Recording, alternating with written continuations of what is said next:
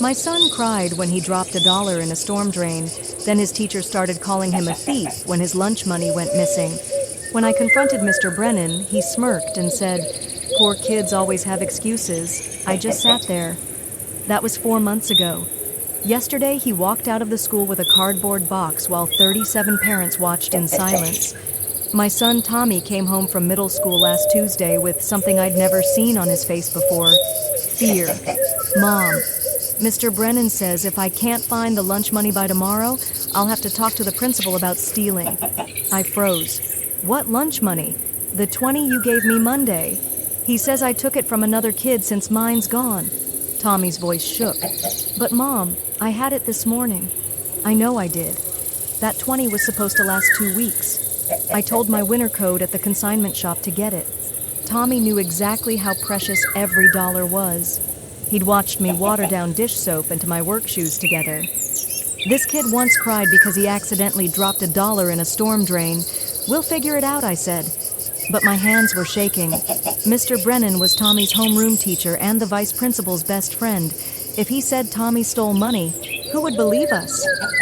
The next morning, I gave Tommy my last 5. "Keep this in your pocket." "Not your backpack, your pocket." He nodded and zipped it into his jeans. But when he came home, he was crying. "It's gone, Mom. The 5 is gone." He pulled his pockets inside out. Mr. Brennan made us do fitness testing in the homeroom. We had to change into gym clothes. When I came back, it was gone. "Did everyone change?" "Yeah." His face crumbled. "Mr. Brennan says I'm lying. He says, 'Poor kids always have excuses. Poor kids.'" The words hit like a slap. I wanted to march into that school and scream, but I knew how that would look. The poor mom making excuses for her thief son. Over the next 2 weeks, Tommy lost $35 more, always on days when Mr. Brennan made them change for surprise fitness tests or leave bags outside for locker inspections. Other kids started avoiding Tommy. Someone's parent had spread the word that he was suspected of stealing.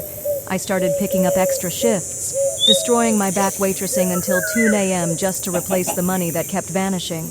But it wasn't about the money anymore. Tommy stopped eating lunch even when he had money. "People watch me," he whispered. "They think I'm going to steal their food."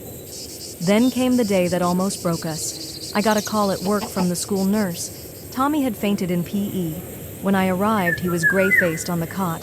The nurse pled a Mrs. Miller. "When was the last time Tommy ate?" "He has lunch money," I said, confused. "He hasn't eaten lunch in 8 days. He tells me he's not hungry," but she lowered her voice. "Is everything okay at home financially?" They thought I wasn't feeding my child. My knees went weak. "He has money. I make sure he has money." That night, Tommy finally broke down completely.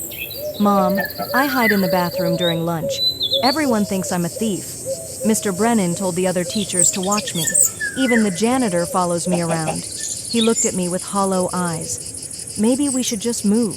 Start over somewhere." We couldn't afford to move. We could barely afford rent. But seeing my son disappear into himself, afraid to exist in spaces he had every right to occupy, something snapped at me.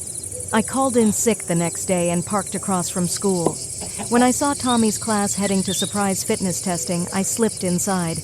Their clothes were on their desks, just like Tommy said, and there was Mr. Brennan going through pockets methodically, efficiently, taking cash from jeans and tucking it into his designer wallet. My phone camera caught everything. Mr. Brennan, the teacher who drove a Tesla and wore 1,000 sneakers, stealing lunch money from kids who needed it. But here's the thing about being poor. When I took the video to the principal, he said it wasn't clear enough. When I went to the school board, they said I needed more evidence. When I posted it online, they threatened me with a lawsuit for defamation. Other parents started reaching out. 7 families, all struggling financially, all with kids in Mr. Brennan's homeroom, all missing money on the same days. But we were food service workers and house cleaners and single parents. Who was going to believe us over the beloved teacher who ran the robotics club? I finally called a reporter at the local news. She was interested until she learned Mr. Brennan's wife was the district superintendent's daughter. The story died. Meanwhile, Tommy got thinner, quieter. He stopped raising his hand in class, stopped trying out for things. "Why bother?" he said. "Everyone knows what I am."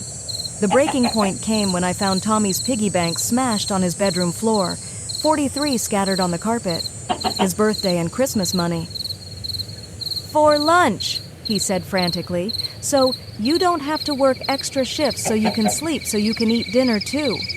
My 12-year-old was trying to feed me with his birthday money because a teacher was stealing from him and calling him a thief. Inside me, a storm was brewing. So while he tried to pick up his coins, my mind started racing at 1,000,000 miles per hour. They thought they could rob my son for fun and get away with it, but that couldn't be further from the truth. I spent the next 3 days watching, not just at school, but everywhere. I followed Mr. Brennan to the grocery store where he loaded organic steaks into his cart. I sat in the parking lot of the country club where he played golf every Saturday. I documented his designer clothes, his expensive watch, the new iPhone he pulled out every few minutes. The other parents from our group started doing the same. Maria, whose daughter lost her birthday money, took photos of Brennan's house renovations. James, a night janitor at the hospital, tracked Brennan's weekend trips to the casino. We weren't stalking. We were building a case that no one could ignore, but Brennan must have sensed something. That Thursday, Tommy came home with a note.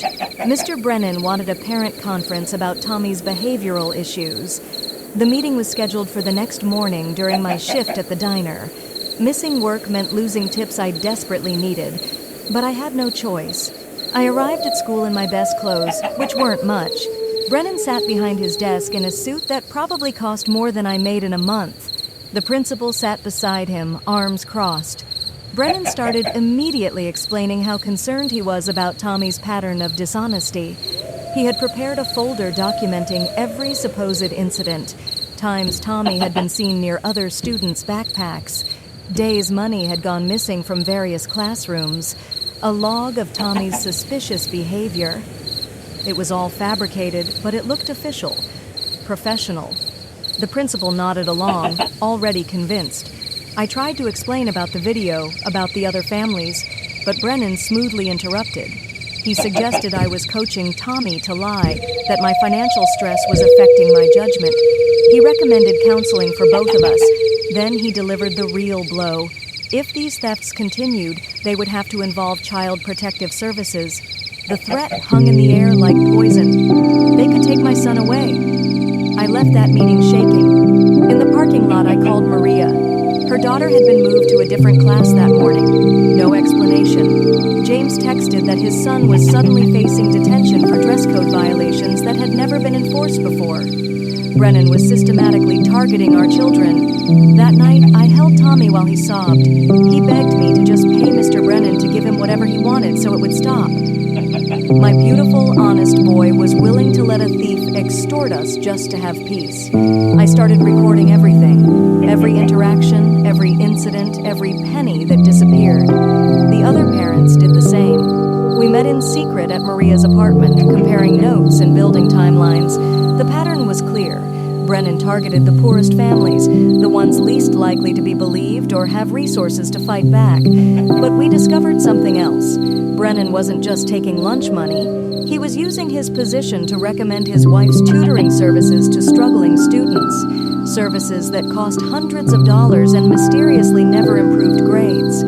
He was running a whole operation, and we were just the latest victims. The next week, things escalated. Tommy's locker was randomly searched 3 times. Each time, Brennan claimed to find something suspicious. A pen that looked like another student's library book Tommy had definitely checked out himself. Brennan was planting evidence. Other kids started bullying Tommy openly. They called him Thief Tommy in the halls. Someone put a fake security camera sticker on his desk. During group projects, students would dramatically guard their belongings when he walked by. Brennan watched it all with a satisfied smile. I tried everything. I wrote letters to the school board. I contacted the teachers' union. I even reached out to legal aid.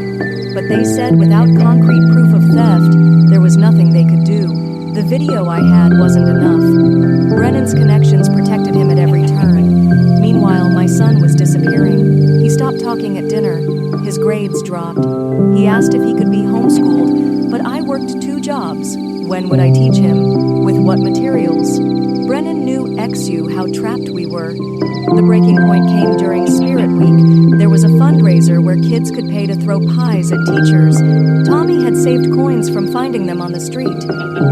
Excited to participate in something fun for once, but when he got to school, his money was gone again. This time, Brennan accused him of stealing from the fundraiser itself. The principal called me at work. They were suspending Tommy pending an investigation.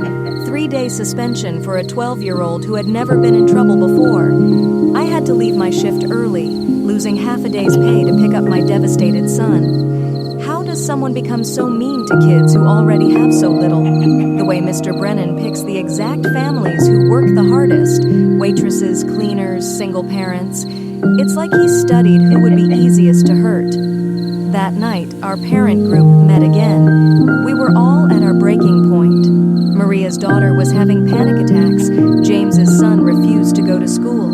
Another mother, Patricia, had started sending her kid with no money at all, packing just crackers for lunch to avoid the thefts. We knew we needed something dramatic, something that couldn't be ignored or covered up.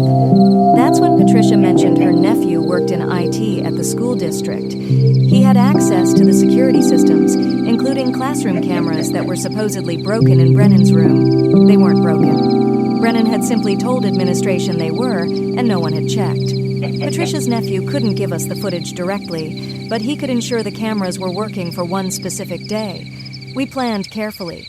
Each parent would send their child with marked bills, not just regular money, but bills with specific serial numbers we had recorded.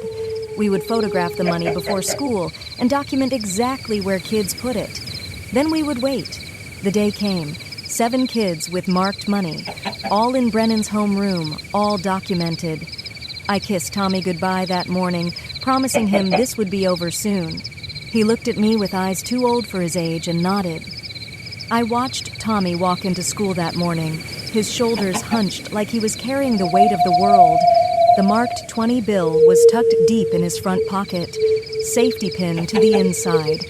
We'd taken photos from every angle, documenting the serial number, the pin, everything. By 10:30, my phone buzzed.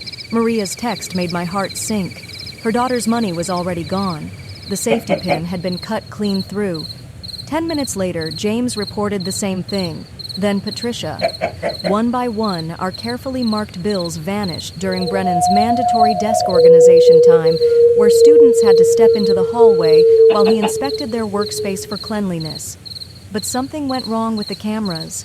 Patricia's nephew called her in a panic. The system had mysteriously gone offline that morning. A technical glitch. According to the IT department, no footage existed of Brennan's room during the crucial time period. I sat in my car outside the school, gripping the steering wheel until my knuckles went white. We'd been so careful, so sure this would work, but Brennan was always one step ahead. That afternoon, I picked up Tommy early for a dentist appointment. He climbed into the car with red-rimmed eyes. The 20 was gone, just like we'd expected. But worse, Brennan had pulled him aside afterward. He told Tommy that he was concerned about his escalating behavior and would be recommending him for the district's special behavioral program, a program that would put a permanent mark on his academic record. I drove straight to Maria's apartment. The other parents were already there, defeat written on their faces. We failed again. Patricia's nephew had been written up for unauthorized access to school systems and was facing suspension from his job. Someone had tipped off his supervisor about his willingness to help us. James slammed his fist on the table, making everyone jump. His son had come home with a black eye. Some kids had cornered him at recess, calling his dad a liar and a troublemaker. The playground monitor had been conveniently looking the other way. We sat in silence, each of us wrestling with the same terrible thought. Maybe we should just give up, transfer our kids, move away, let Brennan win. But then Maria's daughter walked in from school. She was clutching a crumpled piece of paper. Another kid had slipped it to her at lunch. It was a note from a student in Brennan's class from 3 years ago. The family had moved away, but the kid wanted us to know we weren't crazy. The same thing had happened to them. They tried to fight it. They'd lost. The note included something else. A name. Mrs. Chen, a retired teacher who'd worked with Brennan before he'd married the superintendent's daughter. She might talk to us. I found Mrs. Chen at the community garden the next morning. She was a small woman with careful eyes who studied me for a long moment before inviting me to sit on a bench between the tomato plants. She listened to my story without interrupting, her face growing more troubled with each detail. When I finished, she stared at her hands for a long moment. Then she told me about Brennan's first year teaching, how he'd started small. $1 here, 5 there. Always from the kids whose parents worked multiple jobs. Always the ones who couldn't afford to make waves. She tried to report it once. The next day, her contract wasn't renewed. Budget cuts, they'd said, but she gave me something valuable. A pattern. Brennan always escalated near the end of the school year. He'd push harder, take more, because he knew families would rather endure a few more weeks than fight a losing battle. And he always picked one family to make an example of, to show the others what happened when you pushed back. This year, that family was mine. I thanked Mrs. Chen and drove home with my mind racing. We had 2 weeks until school ended. 2 weeks to find a way to stop this, but Brennan was already moving against us. The next day, I got a call from my manager at the diner. Someone had phoned in a complaint about me, said I'd been rude, that I'd messed up their order. My manager knew it was false, but corporate required him to document it. A few more complaints, and I'd be on probation. Tommy came home that afternoon with his backpack torn. Someone had grabbed it in the hallway, ripping the strap clean off. When he tried to tell a teacher, she'd brushed him off. "Kids will be kids," she'd said, but Tommy had seen her exchange a look with Brennan afterward. Our parent group met again that night, this time at James's house. Everyone had a story. Maria had been randomly selected for an audit at her cleaning job. Patricia's landlord had received an anonymous complaint about noise from her apartment. James's supervisor at the hospital had suddenly started questioning his time cards. Brennan wasn't just protecting himself. He was actively destroying us. We were about to give up when Patricia's daughter spoke up. She'd been sitting quietly in the corner, supposedly doing homework, but she'd been on her phone scrolling through social media. She showed us her screen, a TikTok video from a kid at another school. He was talking about a teacher who'd stolen from him. The comments were full of similar stories, kids from all over sharing their experiences. None of them mentioned names or schools. They were too scared. But the pattern was there. This wasn't just happening in our district. It was everywhere. And people were starting to talk about it. That gave me an idea. We couldn't fight Brennan through official channels. He had too much protection. But we could tell our story. Not to reporters or school boards, but to the people who might actually listen. Other parents, other kids, the ones who were going through the same thing but felt alone. I stayed up all night writing. Not an accusation or a rant, but our story. How it started, how it escalated, how we tried to get help. I changed names, left out identifying details, but kept the truth of what was happening. The systematic targeting, the gaslighting, the way poverty was used as a weapon against us. I posted it on a parenting forum the next morning. Within an hour, it had 50 comments, parents sharing similar experiences, teachers admitting they'd seen colleagues do this but hadn't known how to stop it. By lunch, it had been shared to other forums. Someone cross-austed it to Reddit. The stories kept pouring in, but I'd made a mistake. I'd mentioned the Tesla, the designer clothes, the casino trips, details that were too specific. By afternoon, someone had figured out what school we were talking about. Brennan's name started appearing in the comments. My phone rang during my shift. It was the principal. He was furious. How dare I spread lies about one of their best teachers? He threatened lawsuits, restraining orders, immediate expulsion for Tommy. I hung up on him and immediately called the other parents. We needed to meet now. But when I got to Maria's apartment, she was crying. Her daughter hadn't come home from school. She called the office. They said she'd been picked up by her father, Maria's ex-husband, the one who'd lost custody 3 years ago, the one who wasn't supposed to know where they lived. Someone had called him, told him where to find his daughter, given him the school schedule. Maria was frantically calling the police while her hands shook. The rest of us sat in stunned silence. This had gone too far, way too far. While we waited for news about Maria's daughter, my phone buzzed with notifications. The forum post had exploded. Thousands of shares, hundreds of stories, but also threats, messages calling me a liar. Comments saying I deserved what was happening. Someone had found my Facebook profile and posted my work schedule at the diner. James grabbed my phone and started deleting everything he could, but it was too late. The internet had taken our story and run with it. Some people believed us. Others thought we were grifters trying to destroy an innocent teacher. The truth was getting lost in the noise. Maria's daughter was found an hour later. Her ex had taken her for ice cream and dropped her back at school. Confused about why he'd been called, he had no idea who contacted him. The police couldn't do anything since technically no crime had been committed, but the message was clear. Brennan could reach our children whenever he wanted. I pulled Tommy out of school the next day, told them he was sick. He sat at the diner with me doing homework in a corner booth while I served coffee and tried not to panic. The other parents did the same, empty desks in Brennan's classroom. Brennan somehow disabled security cameras, intercepted marked bills through safety pins, and got an IT helper suspended. This guy's running a more sophisticated operation than most bank heists I've seen in movies. A silent protest that nobody would acknowledge. But Brennan wasn't done. That afternoon, a social worker showed up at the diner. Someone had reported that I was keeping my child out of school without cause, that I was denying him education. She was kind, but firm. Tommy needed to be in school tomorrow or she'd have to open an investigation. I wanted to scream to explain everything, but I could see it in her eyes. She'd already been briefed. Another unstable parent making excuses for their troubled child. Nothing I said would change her mind. That night, I sat with Tommy at our kitchen table. We had 7 days of school left, 7 days of hell. I told him he could stay strong for one more week, that we'd figure something out over the summer. Maybe I could get a second job, save enough to move, start fresh somewhere new.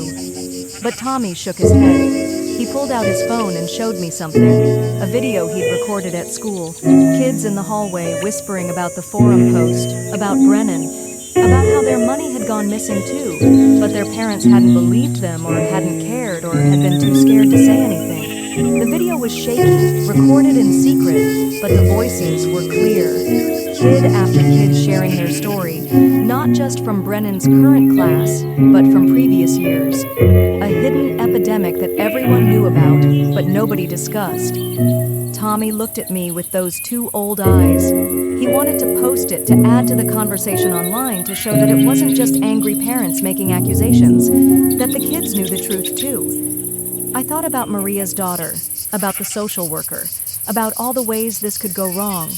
But I also thought about Mrs. Chen, forced into retirement for speaking up, about all the families who'd moved away rather than fight, about the kids who'd learned that adults could steal from them and face no consequences. We uploaded the video together. Tommy's hands were steady as he typed a caption. No accusations, no names, just kids know more than adults think. We see everything, we remember everything, and we're not staying quiet anymore. Within minutes, his phone was buzzing with notifications. Other kids from school had found it. They were sharing their own stories in the comments, creating their own videos, a grassroots movement of 12-year-olds who were tired of being called liars. The next morning, I sent Tommy to school with no money, nothing to steal. But he walked in with his head high for the first time in weeks. He wasn't alone anymore. Half his class had seen the videos. They knew the truth, and they were watching Brandon with new eyes. I went to work expecting the worst. More complaints, maybe termination, but instead, my manager pulled me aside. His daughter went to Tommy's school. She'd had money go missing too. He'd thought she was being careless. Now, he wasn't so sure. He told me my job was safe, that he'd handle any suspicious complaints personally. Throughout my shift, I kept checking my phone. The videos were spreading, not viral, but steady. Parents were starting to ask questions. Teachers were paying attention. The narrative was shifting. It wasn't about one angry mom anymore. It was about a pattern, a system, a problem that needed solving. But Brennan was adapting too. When I picked up Tommy that afternoon, he told me about the new rules. No phones allowed in class. Random backpack searches for contraband. Anyone caught recording would face immediate suspension. The walls were closing in. That evening, our parent group met one last time. We were exhausted, scared, but also strangely hopeful. The conversation had started. People were listening. Maybe not the officials, not the people with power, but the community. The parents who'd been too afraid to speak up, the kids who'd been silenced for too long. We made a plan for the last week of school. We'd document everything. Every interaction, every incident, every small abuse of power. Not for the authorities who'd already failed us, but for the court of public opinion, for the parents who needed to know what was happening, for the kids who deserved better.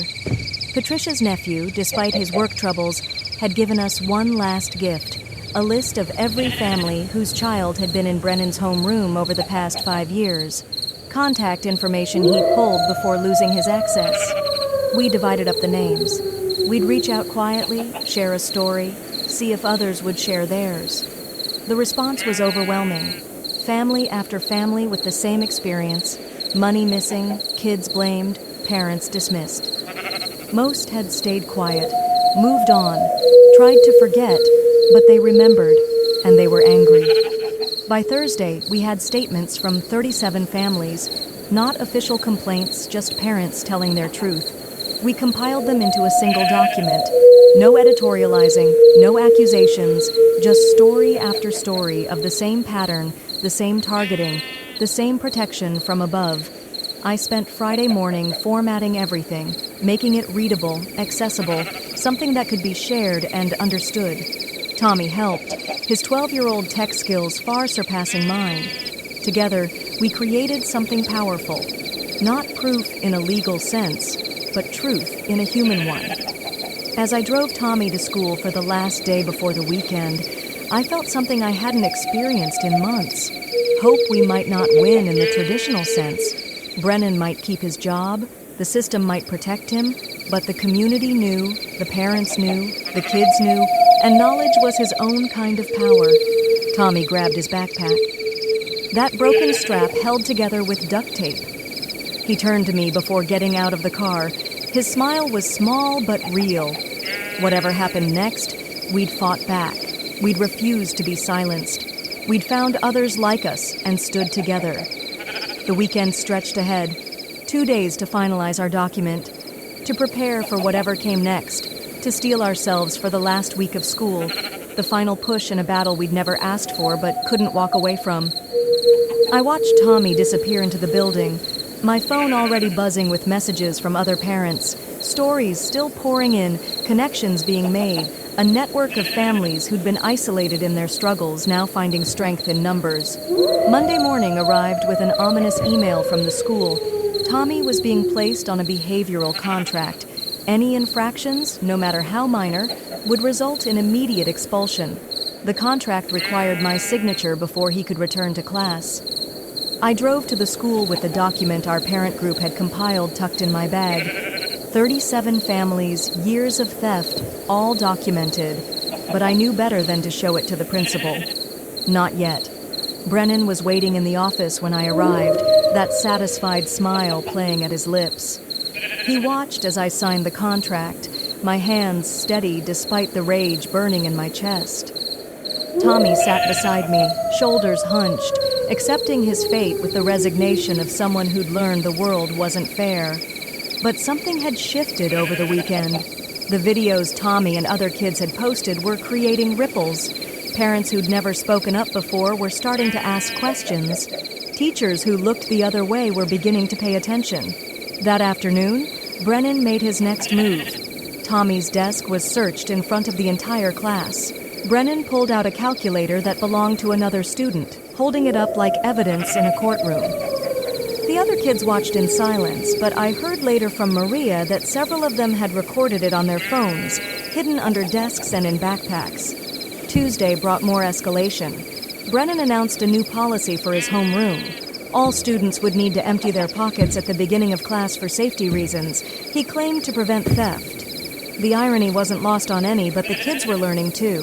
They started carrying decoy wallets with fake money. They coordinated bathroom breaks so someone was always watching the classroom. They developed a system of hand signals to warn each other when Brennan was approaching their desks. Patricia's daughter created a shared document where kids could report missing money in real time. Within hours, it had dozens of entries, not just from Brennan's current students, but from kids who'd had him in previous years. The pattern was undeniable. Wednesday morning, I got a text from James. His son had found something in the school's online gradebook. Every student who'd reported missing money had received lower grades in Brennan's class. Every family who'd complained had seen their children's marks drop. It was subtle, but systematic. I spent my lunch break at the diner creating a visual timeline. Dates of theft, amounts taken, grade changes, behavioral reports. When laid out chronologically, it painted a clear picture of retaliation and control. That evening, our parent group made a decision. We wouldn't wait for the last day of school.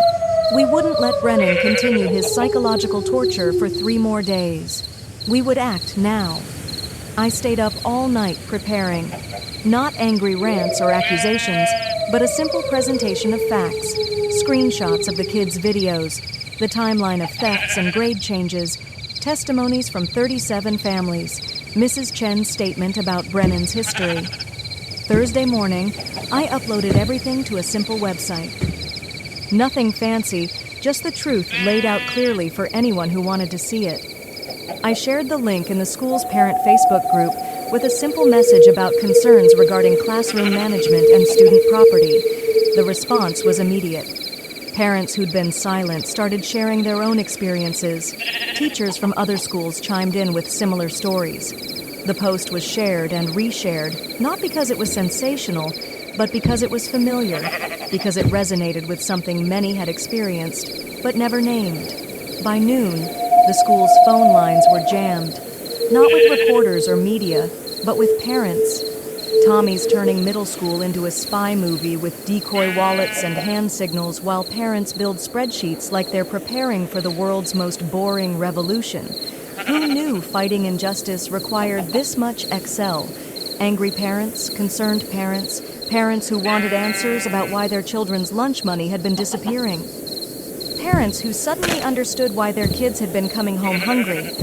Brennan tried to maintain control. He held an impromptu assembly for his home room, lecturing about the dangers of spreading false information online. But the kids weren't buying it anymore. They sat in stony silence, some discreetly recording his increasingly frantic warnings. The principal called me that afternoon, his tone very different from our previous conversations. He wanted to meet to discuss the situation, to find a resolution. I agreed, but only if the other parents could attend. All of them. Friday morning, the school parking lot was fuller than I'd ever seen it. Not just our original group of 7, but dozens of families. Parents who kept quiet for years. Parents who moved their kids to different schools rather than fight. Parents who believed their children were careless with money until they'd seen our documentation. The meeting was held in the cafeteria. Brennan sat at the front table with the principal and 2 school board members who'd been hastily summoned. His designer suit looked less impressive when faced with a room full of working parents who'd sacrificed to replace stolen lunch money. I presented our evidence calmly. No accusations, no drama, just facts, dates, amounts, patterns. The school board members grew increasingly uncomfortable as the scope became clear. This wasn't about a few missing dollars. This was about years of systematic theft from the most vulnerable families. Other parents stood up to share their stories. Maria talked about her daughter's panic attacks. James described his son's Buckeye. Patricia revealed how her family had survived on ramen for a week to replace stolen money. Story after story of children blamed, parents dismissed, families struggling in silence. Brennan tried to respond, to explain, to deflect, but his words fell flat. The evidence was overwhelming. The community had finally found its voice, and that voice was saying enough. The school board members huddled and whispered conference. The principal's face had gone pale. Brennan's confident smile had long since faded. The room waited in tense silence. Finally, the board president stood. She announced that Brennan would be placed on immediate administrative leave pending a full investigation. His classroom would be monitored. All grades would be reviewed. Any families who had documented losses could submit claims for reimbursement. But more importantly, she apologized to the children who hadn't been believed, to the parents who'd been dismissed, to the families who'd suffered in silence. It wasn't enough, could never be enough. But it was acknowledgement. It was a start. As the meeting ended, something beautiful happened. Kids who'd been keeping their distance from Tommy started approaching him, apologizing, admitting they'd known something was wrong, but hadn't known what to do. The fake security camera sticker was peeled off his desk. The whispers in the hallway stopped. Brennan left the building carrying a cardboard box. His Tesla no longer a symbol of success, but of shame. Parents watched from the parking lot, not celebrating, but witnessing. This wasn't about revenge. It was about protection, about ensuring no other child would go hungry while their teacher counted stolen lunch money. Over the following days, the truth continued to emerge. Brennan's wife quietly discontinued her tutoring services. The principal announced new policies for classroom monitoring and financial transparency. The district implemented mandatory training on recognizing and reporting suspicious behavior. Tommy returned to school on Monday, walking taller than he had in months. His classmates treated him differently, not as a thief, but as someone who'd stood up to injustice. He ate lunch in the cafeteria for the first time since the accusations began, surrounded by kids who finally understood what he'd endured. Our parent group continued meeting, but now in the open. We created a support network for families facing similar situations. We shared resources for recognizing financial abuse in schools. We made sure no family would face this alone again. The money Brennan had stolen was gradually returned through the district's emergency fund. It wasn't much to some, but to families like ours it meant groceries, gas, dignity. It meant our children could participate in school activities without shame. I kept working my shifts at the diner, but something had changed. Customers who'd heard about our story left bigger tips. My manager adjusted my schedule so I could attend school board meetings. The community that had seemed indifferent had simply been unaware. Tommy started raising his hand in class again. He tried out for the science fair team and he helped other kids create their own documentation systems, teaching them to protect themselves and each other. He learned that speaking truth to power was possible, even for a 12-year-old kid from a poor family. The other families began healing, too. Maria's daughter started sleeping through the night. James's son returned to his confident self. Patricia's family shared a real meal together for the first time in weeks. Small victories that meant everything. Mrs. Chen sent me a card. Inside, she'd written simply that she was proud of us for doing what she couldn't, for refusing to be silenced, for protecting the next generation of vulnerable kids. As the school year ended, I thought about how differently it had concluded than I'd imagined during those dark weeks.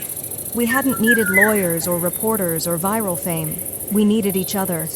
We needed courage. We'd needed the simple power of truth told collectively.